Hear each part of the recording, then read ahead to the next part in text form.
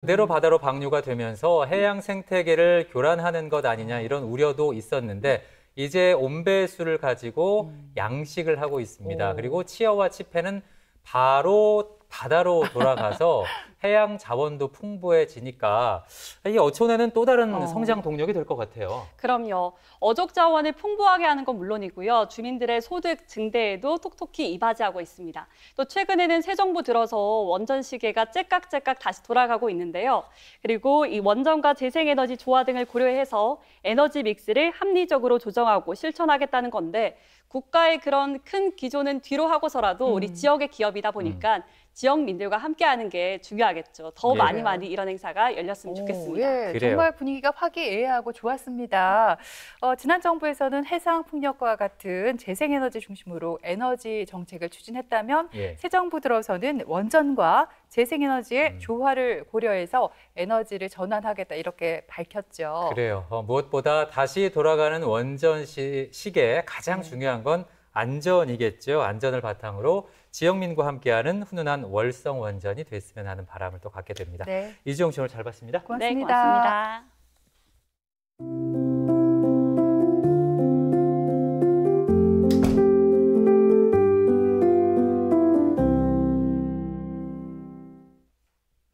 그때 그거 샀어야 되는데 아유 그 시기에 그거 팔았어야 되는데 주식 얘기냐고요? 네. 주식뿐만이 아니고 부동산도 마찬가지입니다. 이런 얘기 우리가 흔히 하잖아요. 그래요. 예. 옆에서 살짝 귀뜸도 해주고 이거 사라 마라 이렇게 조언을 해주는 고수가 있었으면 저희도 아마 부동산 부자가 되었지 않을까요? 그러게요. 네, 그래서 모셔봤습니다. 부동산 읽어주는 남자 박동민 소장 나와 있습니다. 어서 오세요. 어서 오십시오. 반갑습니다. 네. 주식만 그런 게 아니라 부동산도 이제 신의 영역이라고 불리는데요. 제 이야기도 시간이 지나서 되돌아보게 되면은 틀렸는 게 많이 있을 수 있습니다. 그럴까요? 네, 그래도 큰 위험은 피해갈 수 있도록 제가 노력하겠습니다. 네. 알겠습니다. 그나저나 조금 있으면은 이제 방학이 시작이잖아요. 그렇죠. 다들 생활 계획표 써보셨을 건데 혹시 두 분 같은 경우에는 그 계획표대로 방학을 보내셨어요? 아니 그건 이제 학교에서 숙제처럼 내주는 거니까 만드는 데 의의를 두는 거죠. 네, 저도 뭐 일주일 이상 지켜본 기억이 잘 없어요. 네, 아나운서분들은 좀 다를 줄 알았는데 실망하셨나요? 아니요, 좀 다행이라고 생각합니다. 네, 개인이든 국가든 지자체든 다들 계획을 수립하고 실행을 하죠. 그래서 오늘은 대구시의 계획에 대해서 이야기를 해볼까 합니다. 알겠습니다. 민선 8기가 시작이 되면서 그동안 유지해왔던 정책들이 좀 달라지는 것이 아닌가 이런 기대 또 우려 이런 것들이 지금 나오고 있는 상황인데 대구시가 가지고 있는 청사진, 미래 로드맵 뭐 이런 것들을 볼 수 있다는 얘기죠? 네, 그렇습니다. 2030 대구 도시 기본 계획이란 게 있는데요. 2020년부터 2030년까지 대구의 기본 계획에 대한 내용이고요. 생활권별 방향을 보면은 이해하시기 편하실 겁니다. 도심, 동대구 등의 10개 생활권으로 나뉘어져 있고요. 2030년까지 발전 방향과 실행 전략을 볼 수 있는 자료입니다. 그렇군요. 근데 부동산은 사실 이렇게 글로 읽을 게 아니라 눈으로 직접 봐야 한다고 하잖아요. 그러니까 그 10개 생활권 가운데 오늘 한 가지를 이렇게 콕 찍어주시는 건가요? 네, 맞습니다. 제가 케인처럼 욕심이 좀 있는데요. 제가 10개 다 보여드리면 좋겠지만은 오늘은 최근에 이제 중내 본내라는 신조어가 생길 정도로 뜨거운 지역인 서대구권역을 다녀왔습니다. 네.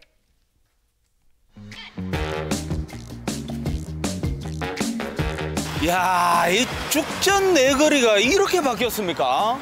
저기 알리안스 건물이었는데 저기도 이제 아파트가 다 들어섰고. 네, 최근에 가장 핫한 지역 중에 하나가 바로 이제 중내 본내라고 불리는 네, 바로 이 지역입니다. 아, 잠깐만요. 중내 사내 뭐 이런 이야기는 들어봤는데 중내 본내? 네네, 맞습니다. 여기 죽전 내거리부터 볼리 내거리까지 여기를 이야기합니다. 죽전 내거리와 볼리. 네, 그래서 오늘은 이제 여기 죽전 내거리부터 볼리 내거리, 서대구까지 이어지는 이 라인에 대해서 좀 알아보도록 하겠습니다. 야, 여기 안 그래도 궁금했거든요. 네. 야, 중내 본내. 근데 교통량부터 아주 어마어마합니다. 네, 2030년 한 10년 후쯤에는 아마 더 늘어나겠죠. 볼리 내거리가 이 죽전 내거리까지 쫙 이어지면서 요 길이 전체적인 하나의 덩어리가 되는 거네, 그죠? 네, 맞습니다. 지금 서대구역까지 다 이어지면서 하나의 상권을 이제 형성하게 되는 거고요. 여기에 그러면은 지금 새로 생긴 아파트들도 많겠습니다. 네, 상당히 많습니다. 지금 옆에 보시게 되면 여기도 지금 아파트를 공사할 예정이고요. 아하. 그리고 여기 지금 이 아파트 뒤쪽으로 해서 예. 전부 다 아파트 공사가 지금 시행될 예정인데 이게 재밌는 게 결국에는 서대구역이라는 기차역이 생기면서요. 네. 이게 뭐 산업철도선 또는 공항철도 그리고 뭐 광역철도까지 다 연결이 되는 겁니다. 그러면서 하나의 상권이 더 활성화가 되는 거죠. 서대구권은 동대구권과 마찬가지로 대구의 양축을 담당하면서 KTX역을 가지고 있다는 공통점이 있습니다. 역사 하나가 참 많은 역할을 하게 되는군요. 아, 여기에 또 임대가 있네요. 공실률이 이 어떠냐에 따라 가지고도 그 지역의 경기를 우리가 또 가늠해 볼 수가 있는데. 네. 안녕하십니까. 지금 이쪽이 주목을 많이 받는다고 하는데 실제로 체감하는 건 어떻습니까? 지금 분위기로는 실거주는 모르겠는데 뭐 투자하는 분들은 엉망입니다. 2030년에는 또 엄청나게 뭔가 또 바뀐다고 2030 플랜이 있다고 하거든요. 그냥 옆에서 이렇게 보자면 걱정이 되긴 해요. 아, 기대보다 좀 걱정이 있다. 예.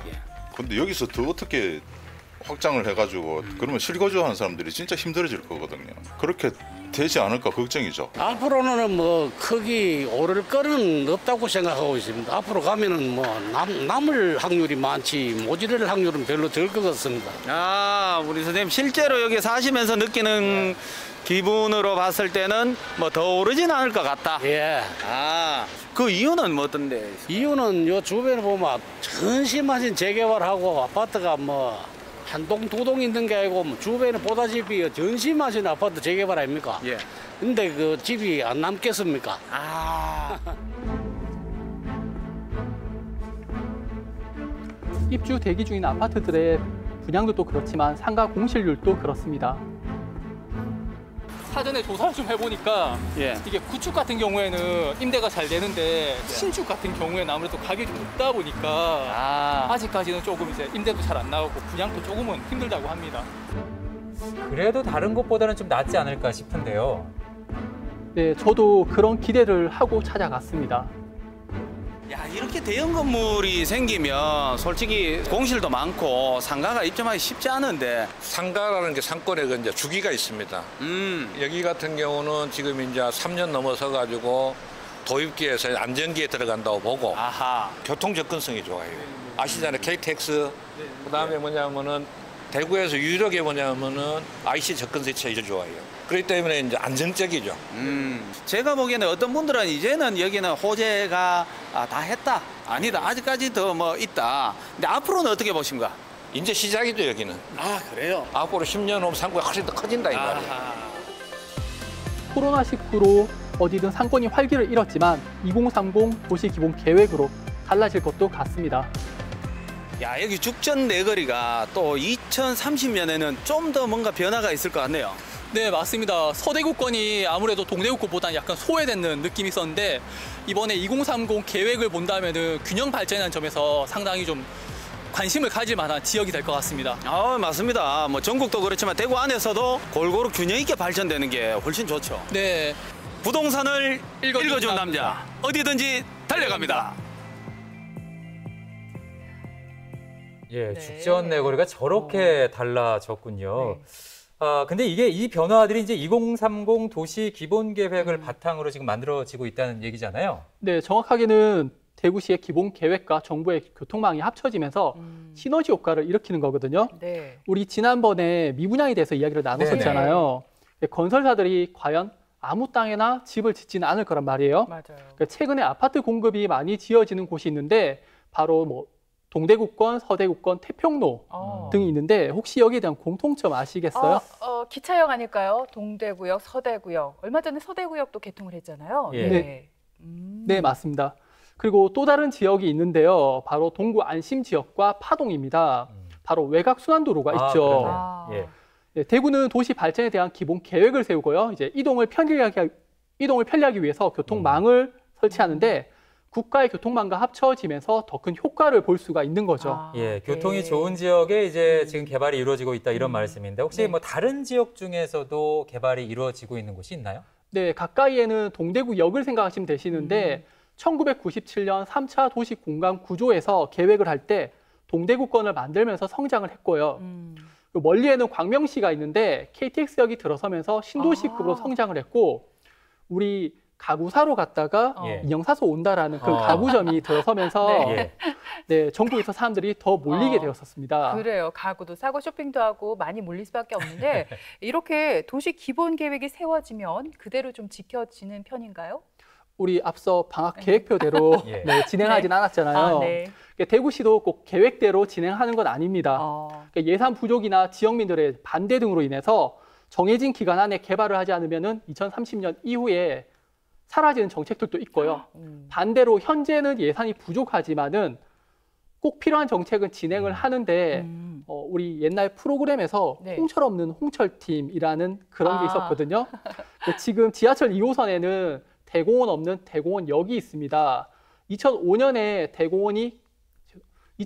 지하철이 개통할 때 대공원역이라는 이름으로 들어섰지만은 아직까지 대공원이 없죠. 이 또한 사라질 뻔한 정책이었는데 대구시에서 대공원을 만들 의지를 가지고 지금 현재도 진행을 하고 있습니다. 뭐 반드시 필요한 정책들은 계속 진행이 될 거다 이런 말씀이신데, 기본적으로는 동대구와 서대구를 하나의 축으로 해서 발전한다라고 보면 될까요? 뭐 둘이 비슷하게 성장을 한다고 보면 되는 건가요? 네, 산업 구조는 조금의 차이는 있지만요. 지역이 성장하는 모습은 아마 비슷할 겁니다. 동대구권에 기차역을 중심으로 개발을 했었고, 그리고 동대구로와 백화점 주변으로 상권이 형성이 되었었는데요. 지금 같은 경우에는 그 임대료가 더 올라가면서 골목 상권으로까지 뻗어가고 있는 수준입니다. 근데 서대구권은 이제 기차역이 개통을 하면서 성장을 시작하는 단계가 아닐까라고 예상을 해볼 수가 있죠. 이렇게 이야기를 하니까 동대구권의 발전 모습도 이제 궁금해하실 건데요. 그거는 차차 이 시간을 통해서 이야기를 드리겠습니다. 알겠습니다. 오늘도 박동민 소장님과 함께했습니다. 재미있는 부동산 이야기 2주 후에 뵙겠습니다. 고맙습니다. 고맙습니다. 감사합니다.